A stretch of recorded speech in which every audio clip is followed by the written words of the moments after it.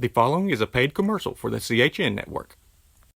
Hey there, moviegoers and cinema fans. When it comes to Hollywood leading male action roles, it's a little disappointing when going to the movies these days. Other than Denzel and Keanu, Hollywood has to bring in Europeans. That's why Mystery Ranch International Majestic 12 Productions opened the vault, dug through piles of film, some never before seen, to bring you CHN, the Charlton Heston Network. That's 24 hours a day, 7 days a week of Charlton Heston.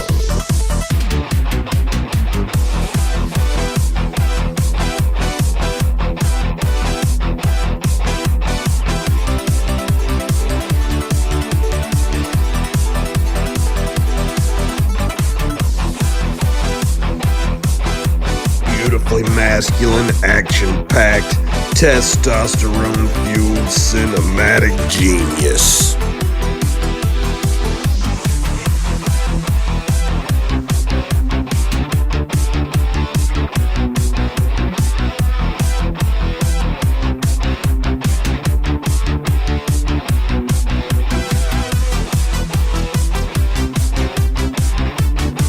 Handing out beatdowns of biblical proportions.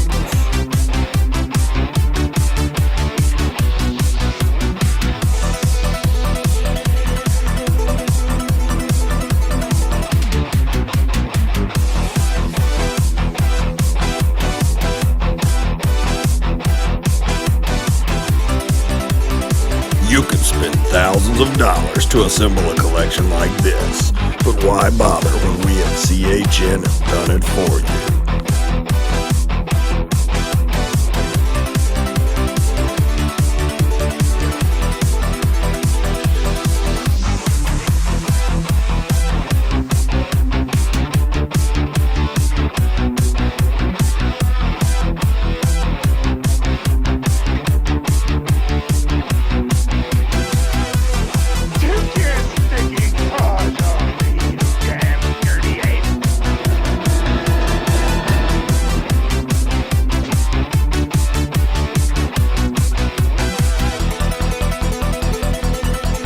You hold Charlton Heston's feet to the fire, he'll kick you in the teeth.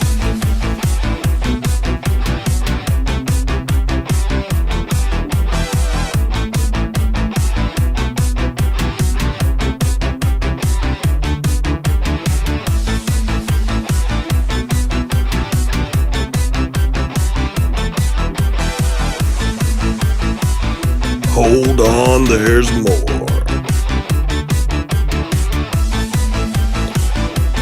Now, only on CHN, every Sunday is Black and White Sunday. Watch Charlton Heston slap the taste out of somebody's mouth every Sunday in black and white. Fist fight with a buddy and watch CHN, the Charlton Heston Network. From my cold, dead hands. Contact your local cable, satellite, and internet providers. Tell them you want CHN, the Charlton Heston Network.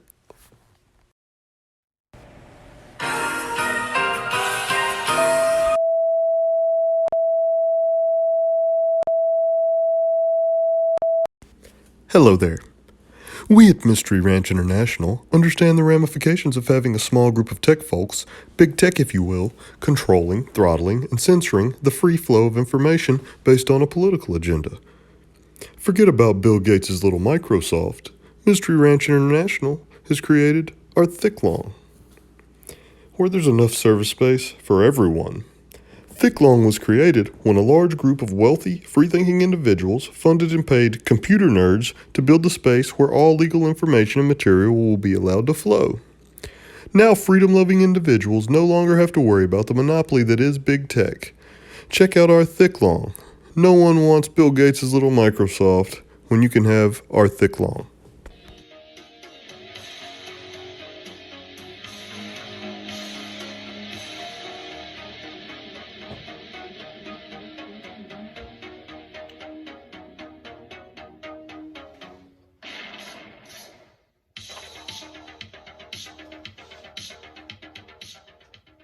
What's going on, MJ2? everyone. I'm just happy to be here. Me too, buddy.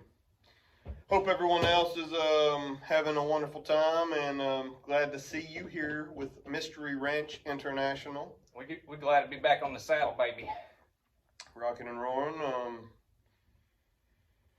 We're just going to talk a little bit about, Google and the NSA and the CIA. Nothing you've ever heard from us before. We're glad to be back here at MJ1's Northern Alliance Weapons Proving Ground. And this is a call sign of Dreamland, if you needed to reach us on the radio. But tonight we're going to be talking about the old Googles again, probably. A little bit of CIA, a little bit of NSA, a little bit of Google. How we do. Yep. But anyway, let's get started. Did these government agencies fund, nurture, and incubate Google? That being the CIA and the NSA. Yeah. As part of a drive to dominate the world through control of information. And I think nowadays that's about more accurate than Ever. Yeah, exactly. Well, that's what got us to this point. Yeah. And so seed funded by the NSA and CIA.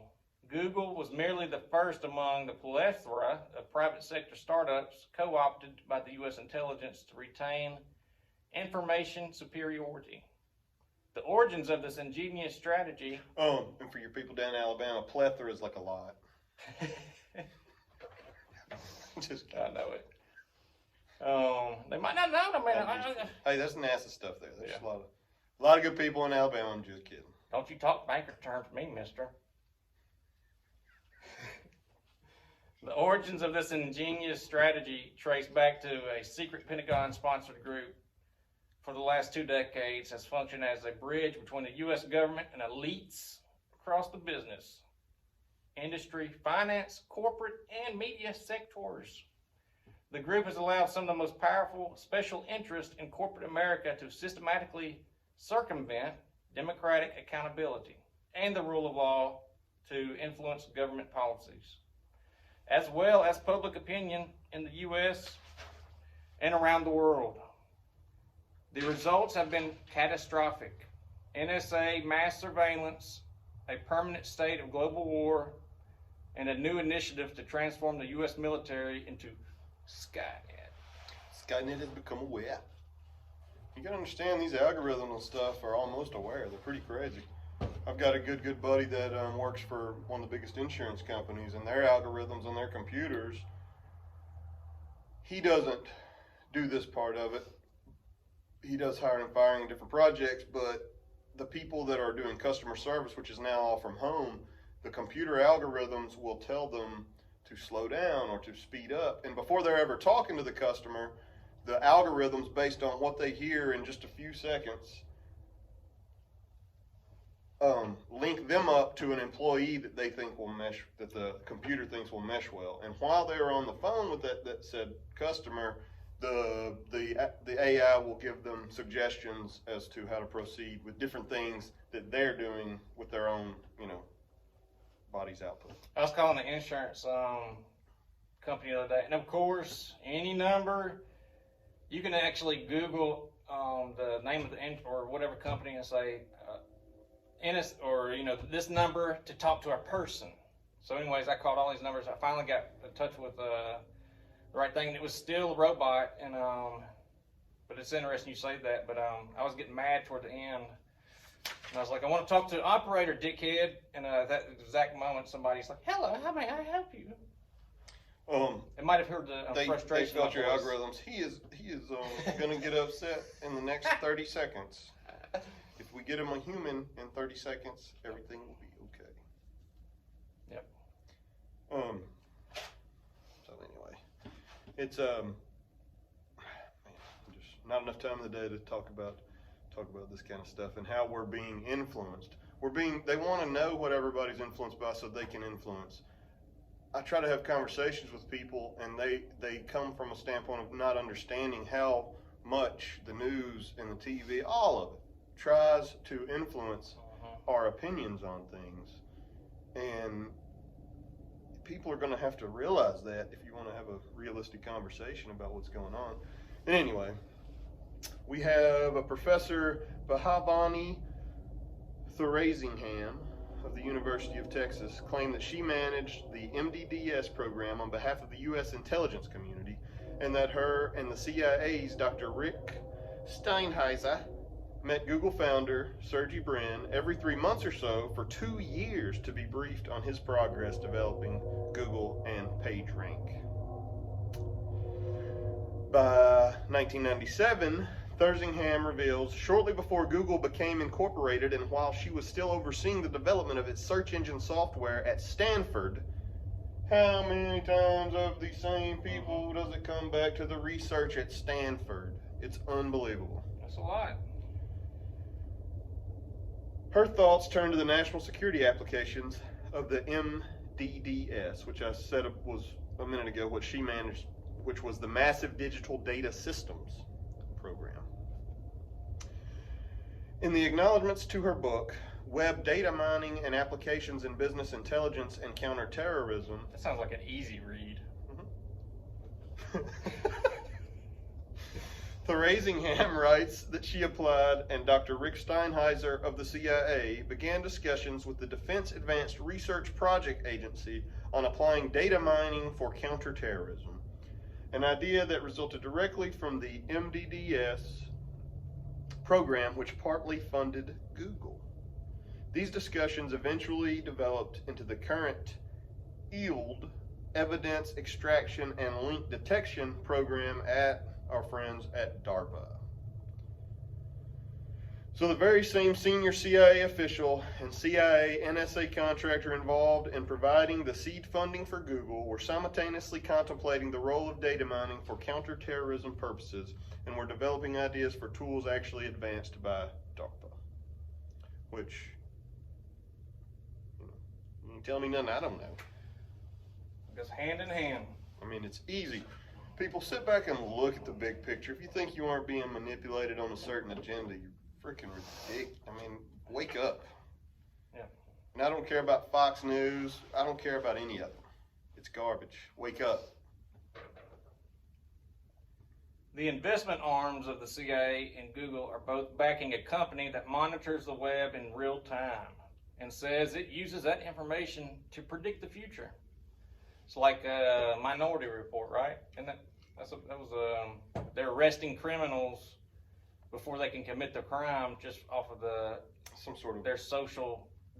I mean, they're predicting thoughts somehow. Yeah. I think they're using more like on demon technology where they're already past like this point right here. You know, they've already gotten to. Algorithms are interesting, and I don't even want to start to say I understand them. Mommy, I want to be an algorithmist whenever I grow up. But I've had people say, obviously everything's listening, or, Siri, Siri that you talk to on the phone, what is it spelled backwards? Iris. It's an I. It's listening to everything. Whether maybe it's weird that it's only listening when you say its name. Well, whatever. It's a known fact now that all our devices are listening to what we talk about as to sell us stuff for marketing purposes. Well, there's also, I've had a lot of people come up to me and say, I've just been thinking about some stuff lately. I know I haven't said it, and there it is. It's advertised. Well, using algorithms, the same type of thing human beings could do in a year's time, an algorithm can do in the snap of a finger. If you ask a million yes or no questions, if you ask enough yes or no questions and get those answers, you can predict. Yeah. And an algorithm or an AI can ask millions and millions of those yes or no questions like that and predict. So that's part of, if you ever see advertisement for something you haven't said, it's a possibility it's been predicted. I was listening to that. I've mentioned this to you. I've mentioned this real fast, but on that, I was listening to a podcast talking about a little bit of the same kind of subject. And this one guy was like, I needed to get away from my phone for the weekend, It was like Friday, just going to chill out and watch a movie. And there was a movie that they were watching in this movie or whatever. And he's like, was thinking back from the 90s or something like that. And he said his phone's across the den from him, turned off and whatnot. And he's sitting there and he's like, I'm going to go look that movie up. And Like the very first letter that he put in to the Google bar, it popped up because it was sitting there listening to him even while turned off. It's got a backup battery. A lot of times, I got an older iPhone, and it'll be on 1% for a long time. You know, if I can't get to a charge or something like that. And it's got a backup thing where it will turn it off and still keep energy for itself to listen. I can promise you that.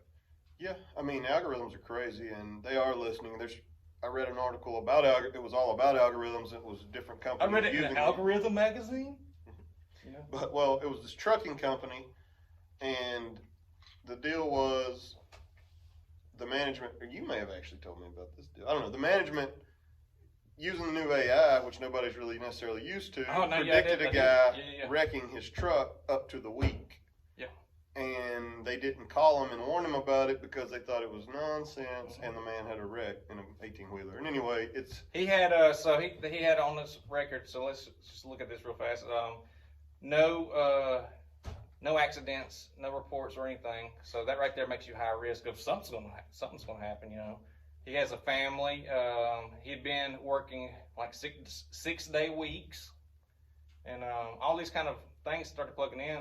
That manager was like, "Man, this is so weird. I was going to call you into the office to tell you that you had been flagged on this algorithm to be a little bit extra careful."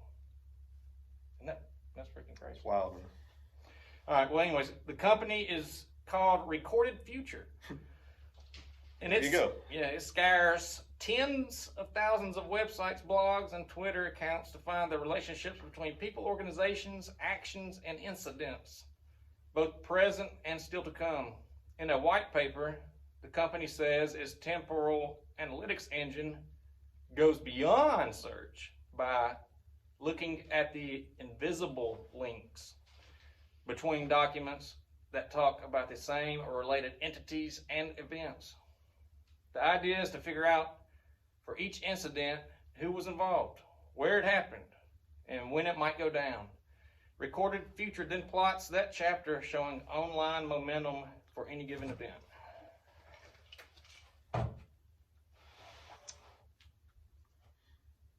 The cool thing is, actually, if it's this guy, he would say, the cool thing is you can actually predict the curve in many cases, says company CEO Christopher Alberg, a former Swedish Army Ranger with a PhD in computer science. Which naturally makes the 16-person Cambridge, Massachusetts firm attractive to Google Ventures, the search giant's investment division, and to In-Q-Tel, which handles similar duties for the CIA and the wider intelligence community. In-Q-Tel.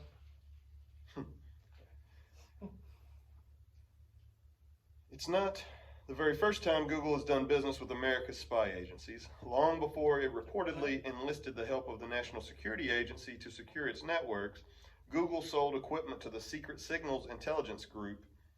In-Q-Tel backed the mapping firm Keyhole, which was bought by Google in 2004 and then became the backbone for Google Earth. Interesting. You wonder why these companies are allowed to have a monopoly, aren't you? I wonder why. Anyway. Bankers? I guess if you cooperate with the federal government, they'll let you do whatever you want. It is not, let's see here. This appears to be the first time, however, that the intelligence community and Google have funded the same startup at the same time. No one is accusing Google of directly collaborating with the CIA. Bro, we're not accusing you, okay?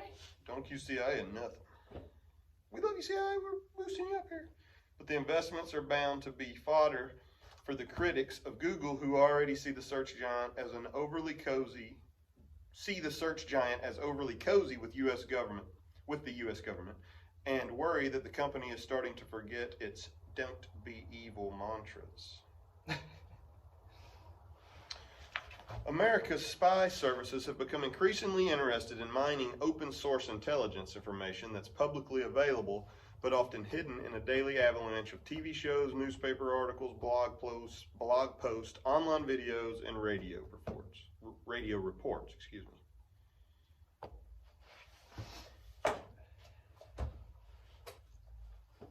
Secret information isn't always the brass ring in our profession, then CIA Director General Michael Hayden told the conference in 2008. In fact, there's a real satisfaction in solving a problem or answering a tough question with information that someone was dumb enough to leave out there in the open. It's their fault for leaving it out there. I'd halfway have to, but yeah. I mean, I halfway agree, but it would be nice to just live in a free place where we didn't feel like somebody's behind us. The Constitution, I'm pretty sure, says you have a right to privacy in your own property. So, there's that. Well, now in the post Jerry Springer world, where everybody doesn't mind their dirty business being aired out in the public, this has been a whole long thing. Social conditioning, everything, just to the point that we're at now. Slowly reeling us in. Yep. U.S. spy agencies, through In-Q-Tel, have invested in a number of firms to help them better find that information. Visible Technologies crawls over, that's a company's name, Visible Technologies crawls over 500,000 web 2.0 sites a day, scraping more than 1 million posts and conversation taking place on blogs. Thank you, Jolly Rancher number 83. You can get on that.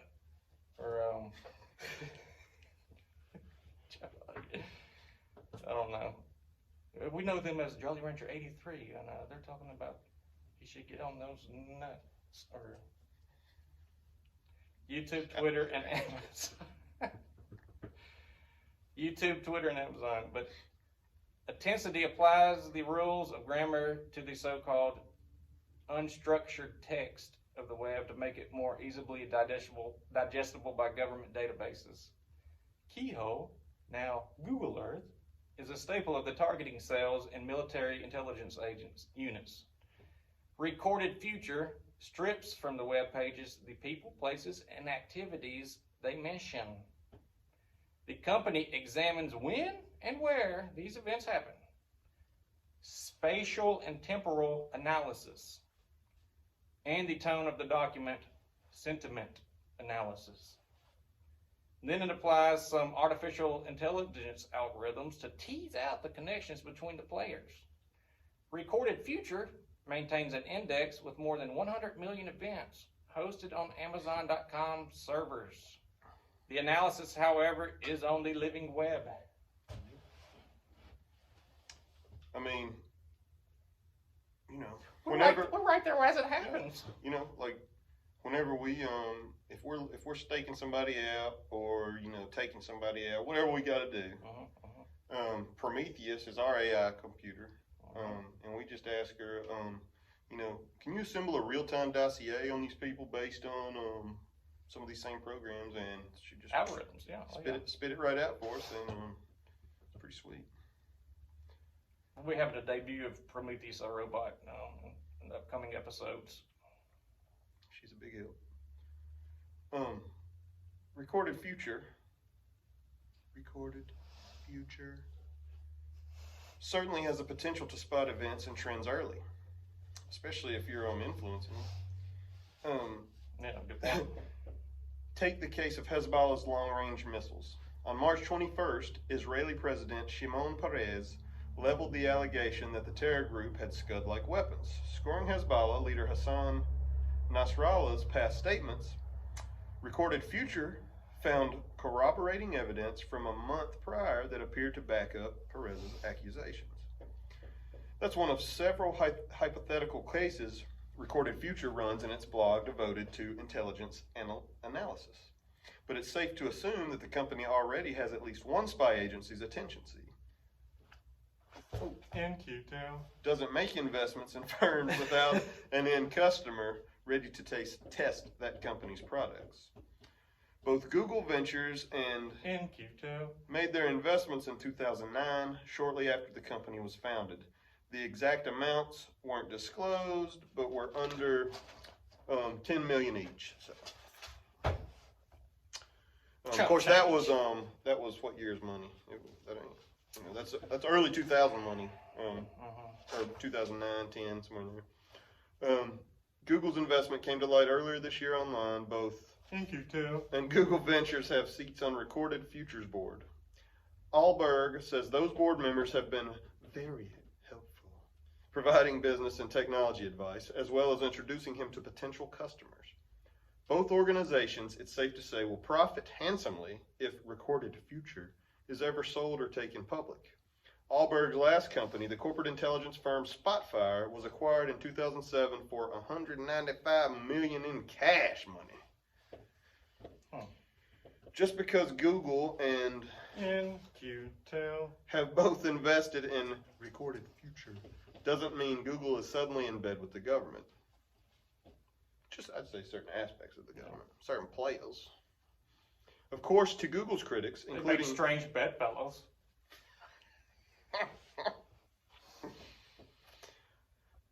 Of course, I mean, when Joe Biden says, President Biden says, "Come on over, young man, let's have a mint julep," I dare say they don't know what a mint julep is in the Silicon Valley or wherever they even operate anymore. What do you call that one dude in the conversation? Like, he's just a pony soldier. Some kind of like 1870s term that nobody knows. I mean, anyways, go ahead. That's all the subject. That's pretty awesome. You know, but a dog-faced pony soldier, son. Yeah, it was some. I think that's what he said. Ask me real questions.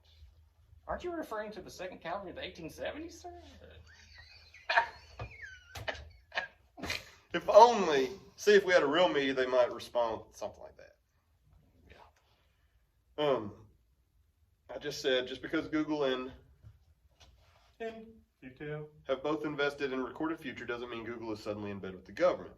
Of course, to Google's critics, including conservative legal groups and Republican congressmen, the Obama administration and the Mountain View, California company slipped between the sheets a long time ago. There's some some strange bedfellows, as you said. right there. Whatever, if I'm in the tech, if I'm a techie guy and I need money, who better to get it from a whole lot of money, people that need to get away with things and not be, to cover their tracks. Hey, seems like that worked out pretty well. We put a lot of faith in Betamax doing something for us, but I think the Silicon Valley thing's really gonna do something.